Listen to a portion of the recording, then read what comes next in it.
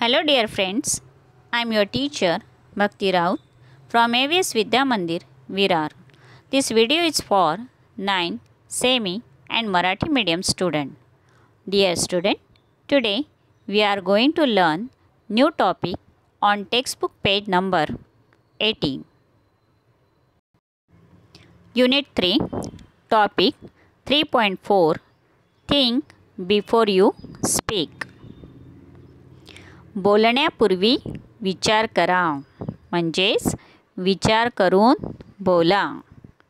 Let's see warming up chit chat. इथे काही प्रश्न दिलेले आहेत. हे सगळे वर्बल क्वेश्चन्स आहेत. ह्याची उत्तरं हो किंवा नाही मध्ये आपल्याला द्यायची आहेत. हे प्रश्न तुम्ही तुमच्या फ्रेंडसोबत किंवा घरातल्या तुमच्या बहीणभावासोबत डिस्कस करायचे आहेत. Okay, we just read it. Do you write a diary? Say yes or no. Do you write letters or notes to your friends and relatives? Do you ever fight with your friends? Do you have arguments with your family members? What are the arguments about? Okay, understand? Let's see. Read the following words which may be used in the place of speak. First word, talk, voice, an opinion, etc. Chat, explain, praise, plead, discuss, scold, reproach, denote, utter, gossip, uphold, an opinion, recommend, introduce, remark on, chide, admonish, show, tell, converse, lecture, request, mention, rebuke, criticize, suggest, reflect, announce, say, communicate, support, urge, refer to, comments on, berates, indicate, express, declare, pull on, pull up, mean, revels. Okay. Now see, tick the words you know and underline the ones that you do not know. Find their meanings and pronunciation from a good dictionary. Which of these words have a positive meaning? Which of these words suggest an unpleasant context? Okay. Try to translate these words into your mother tongue to show the different shades of meaning. विद्यार्थ्यांनी हे नीटपणे वाचायचं आहे आणि dictionary घेऊन त्याचे अर्थ जे आहेत हे पाहायचे आहेत. Okay. Now see, left side of this page. Some words, adverbs are given to you. See.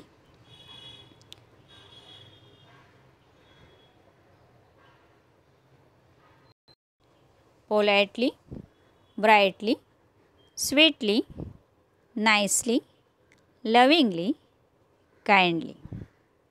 Okay. Prepare a similar list of adverbs which shows the difference in the manners of saying or communicating something. A few examples are given here. See, angrily, rudely, nastily, quietly, slowly, quickly. See on page number 81. Think before you speak. बोलण्यापूर्वी विचार करा म्हणजे विचार करून बोला. Man was meant to listen more and talk less. That is why, as the great British statesman Benjamin Disraeli said, nature has endowed man with 2 ears and 1 mouth. If man was meant to talk more and listen less, he would have 2 mouths and only 1 ear. Imagine how we would have looked, how strange with 2 mouths on the 2 sides and 1 ear at the center. मनुष्याने अधिक तर ऐकावे आणि कमी बोलावे असे असावे. म्हणून तर थोर ब्रिटिश मुत्सद्दी अत्यंत हुशार असे बेंजामिन डिझरेलींनी म्हटले आहे, निसर्गाने माणसाला 2 कान आणि 1 तोंड दिले आहे. माणसाने अधिक बोलावे आणि कमी ऐकावे असे जर असते तर निसर्गाने 2 तोंडे आणि 1च कान दिला असता. कल्पना करा बरं, 2 बाजूंना 2 तोंडे आणि मध्ये 1 कान आहे. कसे दिसले असतो आपण? किती विचित्र नाही का? And mind you, the ears are like funnels, open all the times. There is no door with which you can close them. Whereas, if you have to speak even one single word, that word must pass through 2 walls, 2 fences. There is firstly the fence of these 2 rows of teeth. There is secondly the fence of the 2 lips.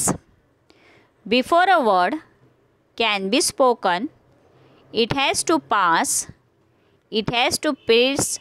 through these 2 walls, through these 2 fences. Therefore, we must think at least twice before we utter a word. आणि लक्षात घ्या, कान हे आपल्या नरसाळ्यासारखे आहेत, कायम उघडे. तुम्ही बंद करू शकाल असे दारच त्यांना नसते. उलट तुम्हाला एक शब्द जरी बोलायचा असला तरी त्याला 2 भिंतीमधून 2 कुंपणामधून जावे लागते. पहिले कुंपण म्हणजे दातांच्या 2 ओळी आणि दुसरे कुंपण म्हणजे 2 ओठ. बोलण्यापूर्वी, काही शब्द उच्चारण्यापूर्वी त्याला या 2 भिंतीमधून जावे लागते आणि या 2 भिंती 2 कुंपणे भेदून उघडून जावे लागते. म्हणून जर शब्द उच्चारण्यापूर्वी निदान 2दा तरी आपण विचार केलाच पाहिजे की मला हे बोलायचे आहे की नाही. See next passage. A very wise man once remarked that of the unspoken word, you are a master. Of the spoken word, you are a slave. Once you have spoken a word, you cannot get it back. Do what you will. Therefore, you must be very careful about the words that you speak. Once the word has left your lips, you will not be able to get it back. न बोललेले शब्द म्हणजे काय? एका अतिशय चतुर आणि सुज्ञ माणसाने एकदा म्हटलेले आहे की न बोललेल्या शब्दांचे तुम्ही मालक असता, परंतु बोललेल्या शब्दांचे तुम्ही गुलाम असता. एकदा उच्चारलेला शब्द काही केले तरी तुम्ही मागे घेऊ शकत नाहीत. म्हणून जे शब्द तुम्ही बोलणार आहात त्यांच्याविषयी तुम्ही अतिशय दक्ष असायला हवे. तुमच्या ओठातून एकदा शब्द बाहेर पडला की तुम्हाला तो शब्द पुन्हा मागे घेता येणार नाही. What are unspoken words? They are things you want to say but remain unsaid, as thoughts in your mind. Once you have put the thoughts into words, once the words have left your lips, you cannot change them or control them. न बोललेले शब्द म्हणजे काय? तुम्हाला सांगायचे असतात पण न सांगता राहून जातात अशा गोष्टी, म्हणजे तुमच्या मनातील विचार. एकदा ते तुम्ही शब्दात मांडलेत, एकदा ते तुमच्या ओठातून बाहेर पडले की पडले, तुम्ही ते बदलू शकत नाहीत की थोपवू सुद्धा शकत नाहीत. See next. A young man went to his spiritual teacher and said, I have spoken very harsh and unkind words to my friends, and he is deeply hurt. I am afraid I have lost my friendship with him. How can I make amends? एकदा एक तरुण मनुष्य त्याच्या आध्यात्मिक गुरुकडे गेला आणि म्हणाला, मी माझ्या मित्राला अतिशय कठोर आणि निष्ठुर शब्द बोललो आणि तो खूप दुखावला गेला आहे. त्याच्याबरोबरची माझी मैत्री आता तुटणार अशी भीती मला वाटते आहे. त्याचे परिमार्जन मी कसे करू?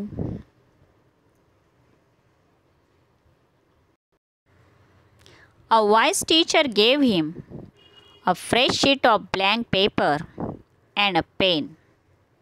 He said to the young man, write down on this paper all the harsh things you said to him. A young man did as he was told and showed the paper to the teacher.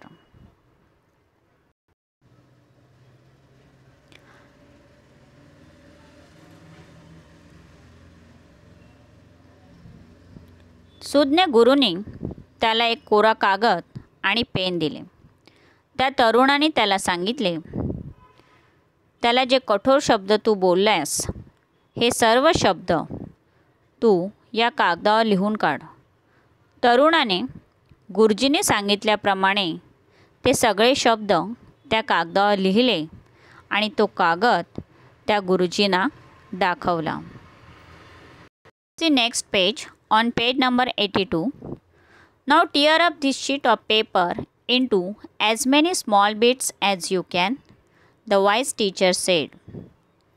Soon the single sheet was torn into 100 tiny bits of papers. Throw the bits out of this window, the teacher told him. आता हा कागद फाड आणि त्याचे जितके बारीक तुकडे करता येतील तितके कर.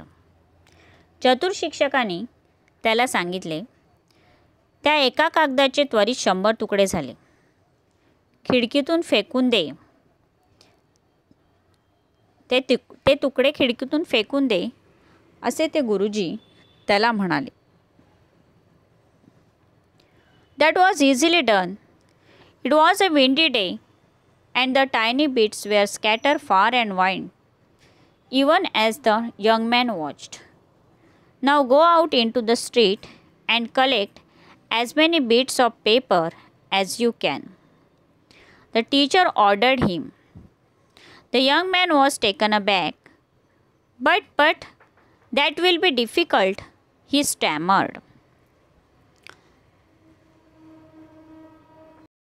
ते त्याला सहज करता आले की त्या कागदाचे लहान तुकडे करून खिडकीच्या बाहेर फेकणे हे त्याला सहज करता आले. त्या दिवशी खूप वारा सुटला होता. ते छोटे कागदाचे तुकडे दूरपर्यंत विखुरले गेले आणि तो तरुण पाहत राहिला. आता गुरुने आज्ञा केली, आता रस्त्यावर जा आणि तुला जेवढे कागद गोळा करणे शक्य आहे तेवढे तू गोळा कर. तरुण मनुष्य मागे फिरला. पण हे कठीण आहे, हे अवघड आहे, तो पुटपुटला. हे कसं जमेल? त्याला थोडं ते कठीण वाटलं. It will be difficult Indeed, but do give it a try, the teacher suggested. The young man went out. He return half an hour later Exhausted, he had not been able to get hold of a single tone bit from the paper he had torn up just a while earlier. This is what happened with the spoken words. The teacher said to him, "Once you have spoken the words aloud, it is very difficult to take them back. Therefore, learn to think before you speak in anger." हे खरेच अवघड आहे, पण प्रयत्न तर कर, गुरुजींनी सुचवले. तरुण बाहेर गेला. अर्ध्या तासाने दमून भागून परत आला. अगदी थोड्या वेळापूर्वी त्याने फाडलेल्या कागदातला एकही तुकडा त्याला मिळवता आला नाही. बोललेल्या, उच्चारलेल्या शब्दांचं हे असंच होतं. हे असंच असतं. गुरु म्हणाले, एकदा तुम्ही शब्द मोठ्याने उच्चारलेत की ते मागे घेणे अत्यंत कठीण असतं. म्हणून रागाने बोलण्यापूर्वी आधी विचार करायला शिका आणि विचार करून बोला.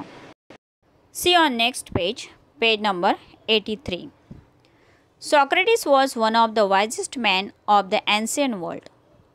Many were the youth whose lives he influenced for the better. Socrates counseled his disciples to keep their mouths shut and speak only when absolutely necessary. "O wise one, how may we know when it is right to speak?" they asked him. "Open your mouth to speak only after you have asked yourself 3 questions and received an affirmative answer to each of the 3, replied Socrates. What were the 3 questions? Socrates हा प्राचीन जगातील अत्यंत सुज्ञ माणसांपैकी एक. त्याच्या प्रभावाने कितीतरी तरुणांची आयुष्य अधिक चांगली झाली. सॉक्रेटिस त्याच्या शिष्यांना आपले तोंड बंद ठेवण्याचा उपदेश करायचा. जेव्हा अधिक गरज असते तेव्हाच बोला. पंडितो, बोलण्याची कोणती वेळ योग्य आहे हे आम्हाला कसे समजणार, असे ज्यावेळेस त्यांना विचारले त्यावेळेस सॉक्रेटिसने सांगितले, स्वतःला 3 प्रश्न विचारल्यानंतर आणि प्रत्येकाचे होकारार्थी उत्तर आल्यानंतर मगच बोलण्यासाठी तोंड उघडा, असे सॉक्रेटिसने उत्तर दिले. कोणते ते 3 प्रश्न? The first questions we must ask ourselves before we speak is it true? If we are not sure about the veracity of what we are saying, it is better that we do not utter a word. When we utter words carelessly, we ourselves become transmitter of untruth. बोलण्यापूर्वी आपण स्वतःला पहिला प्रश्न विचारला पाहिजे, तो म्हणजे हे खरे आहे का? आपण जे सांगणार आहोत त्याच्या सत्यतेविषयी खरेपणाबद्दल आपल्याला खात्री नसेल तर आपण एकही शब्द न बोलणे अधिक योग्य. जेव्हा आपण निष्काळजीपणाने बेफिकीरपणे शब्द उच्चारतो तेव्हा आपणच असत्य आणि खोटे समाजामध्ये पसरवत असतो. See next, the second question to ask is it pleasant? May are the empty remarks and vain statements that people make in idleness to hurt others. It is better that these unpleasant words remain unspoken. दुसरा प्रश्न विचारायचा तो हा, ते आनंददायक आहे का? पुष्कळचे शब्द, शेरे, निरर्थक केलेली व्यर्थ विधाने दुसऱ्याला दुखावतात. असे दुःखदायक शब्द न बोलणेच अधिकतर योग्य असते. म्हणजे आपल्या बोलण्याने दुसऱ्याला आनंद होईल असंच बोलण्याचा प्रयत्न करा. Last passage. The third question according to Socrates is it useful? Is our statements going to benefit the listener? Will our words bring comfort to someone? Are we likely to help someone with what we say? Only in that case should we go ahead and speak. सॉक्रेटिसच्या म्हणण्याप्रमाणे तिसरा प्रश्न असा, ते उपयोगी आहे का? ते useful आहे का आपलं बोलणं? आपले वाक्य ऐकणाऱ्याला फायदेशीर आहे का? आपले शब्द एखाद्याला स्वास्थ्य किंवा शांती देतील. आपण जे बोलणार त्याने एखाद्याला मदत होईल, त्याला आधार वाटेल. अशाच वेळी, फक्त अशाच वेळी आपण पुढे व्हावे आणि बोलावे. I hope you must have understood it well. Remaining part we will see in the next video. Thank you.